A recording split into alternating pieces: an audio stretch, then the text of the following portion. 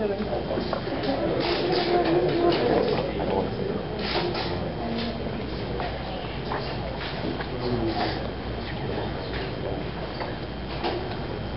evening. How is everyone doing today? Yeah, great, Jerry. So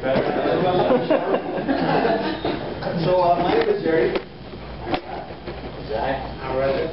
And we are going to talk today about CanadianTire and RONA and do for you a comparative financial analysis of these two companies. First of all, as Professor Will says, let's get to know our entities. So these are two companies. Both of these are publicly traded Canadian corporations. Both of these are retail chains. They're huge companies. They've been around for a long time, 89 years old and 72 years old. How many stores do they have? 485 stores, 700 stores. Today's share price value, $63 and $12. And their market cap, 5.16 billion and 1.5 billion. How many employees do they have? 58,000 and almost 30,000. What are their range of products that they deal with? Home, garden, automotive, sports, petroleum, and financials for CanadianTire, and RONA, it is home hardware, home improvement, and gardening. What else? CanadianTire has Mark's Work Warehouse, MasterCard, Parts Stores, Automotive, and recently they bought Forzani Group, which has SportsCheck.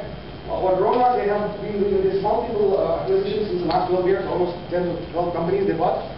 Let's do an analysis of these two companies. Let's get to know their strengths, weaknesses. The strengths of CanadianTire are they are number 1 in sales of workwear, number 6 in online sales, number 60 top Canadian company in Canada. They're within the top 100 rated employers in Canada. They have a very good credit rating.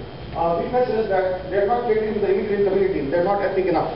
Opportunities and also weaknesses. There are some complaints about customer service and about their products.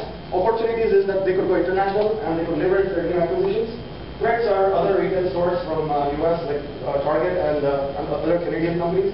For RONA, the strengths are that they are the largest distributor of in Canada. Good Canadian image, good dealers, good customers, good operations management. Weakness is that they have limited range of goods. Opportunities is growth in the Atlantic area. Let's get to know the environment. Politically, Canada is stable. Middle East is unstable. That can affect oil prices. Economically, we are doing better now in 2010 as compared to 2008 and 9. GDP is up. Inflation is low. There is a little bit of unemployment problem. And oil is at more than $100 a barrel. Socially and culturally, we have this lot of new immigrants coming in, and there's preference for changing consumer tastes and preference for sustainability, fair trade practices, for ethics, and these concepts are catching on. Technology-wise, we have rapidly changing technology, supply chain technology is changing, and constantly new gadgets coming into the market. Legally, IFRS was introduced in January 1, 2011, and that's going to make some changes. And competition-wise, again, other Canadian companies and potential new entrants. And now I'm going to pass it on to. Thanks, Jerry. So Jerry gave kind of the very high-level overview of the environment. I'm still going to keep it pretty high-level in terms of the overall financial picture, comparing the two companies. The graph on the screen shows the trend over since 2006 of revenue and earnings as a baseline. Compared to same company performance over the past 5 years. So it's a pretty clear picture there that even though the recession took a bite out of both companies in 2009, CanadianTire recovered a lot better in terms of the earnings. We see this as the fact that CanadianTire enjoys the multi-line retail nature of its operations. In addition, it has a well-established financial services division, which gives it a lot of financial flexibility. On the other hand, RONA is a specialty niche retailer, so they have been a lot more sensitive to external factors like the economic downturn, oil prices, and given the nature of their products, a lot of high inventory lumber products that need to be purchased a long time in advance, and which kind of delays the whole cash flow. So there's a downturn in the economy that really affects RONA a lot more. Moving ahead, still high level, RONA has grown a lot through acquisitions. As we see, they have a lower debt to equity ratio. Canadian Tire has a higher number, but it's actually decreased a lot in recent years, and they're actually, that number is probably higher than RONA. One factor for that is the financial services division, which requires a lot of deposits, which are liabilities, in order to operate properly as a financial services. So the fact that it's consolidated may be misleading. In addition, they are also starting to do some major acquisitions for Danny Group, which Zach is going to talk about more later. The cash situation in recent years for Canadian Tire a lot better than for RONA. Their CFO has doubled, and that's why they're actually able to pay off a lot of their debt, and that debt to equity is falling. RONA, their cash flow from operations goes down a lot, and they're actually using a lot of their money to fund previous acquisitions. They're using it to pour into inventory because the strong Canadian dollar means they want to buy things like lumber now, and they have to pay overseas creditors for that. So a lot of money is being burnt out that way. Dividend payout ratio, RONA has a bit more of a shaky history in recent years, not paying out dividends in 2009, whereas Canadian Tire got a stronger one and they've been paying out more consistently. I've mentioned the inventory issue with RONA. Keep in mind for Canadian Tire that the inventory is merchandise inventory and does not include the financial services inventory, but still we're concerned about RONA's high percentage of assets as inventory in case conditions change, they're not able to sell the products. Overall, the accounting policies were fairly similar. Both companies use off-sheet, they have off-sheet obligations which are not on the books and are significant.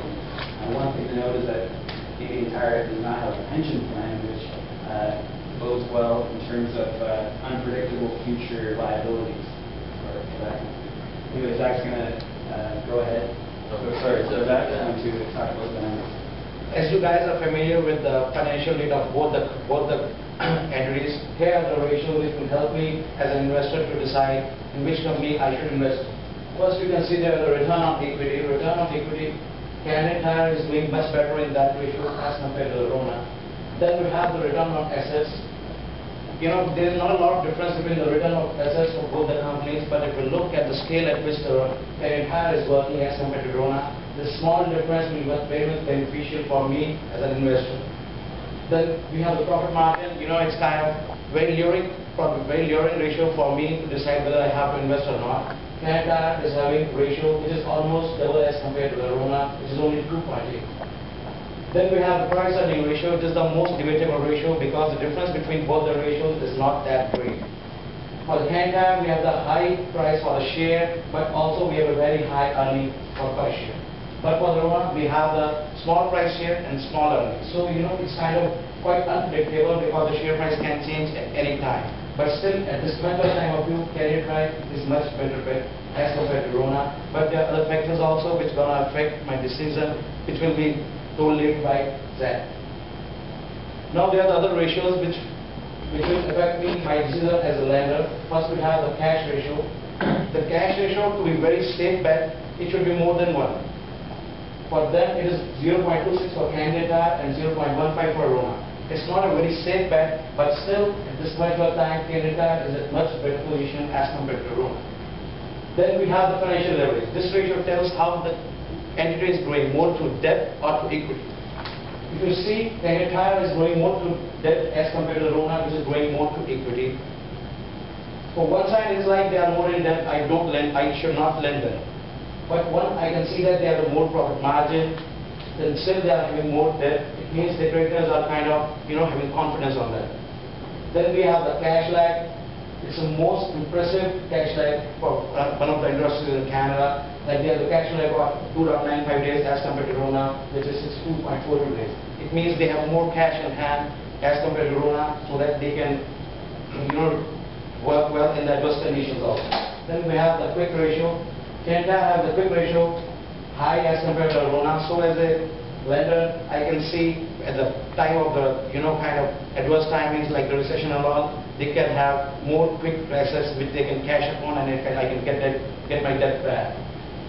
Then we have the debt to equity ratio. This is the only ratio in which RONA is doing better than the Canadian Tire, but still other ratios by seeing the other ratios, I can see CanadianTire is the better bet, but still there are other factors which will be held by the Zach. Go to Zach. So other factors for Canadian Tire. First of all, already mentioned and is huge is the acquisition of the Forzani Group, which owns Sport Chek.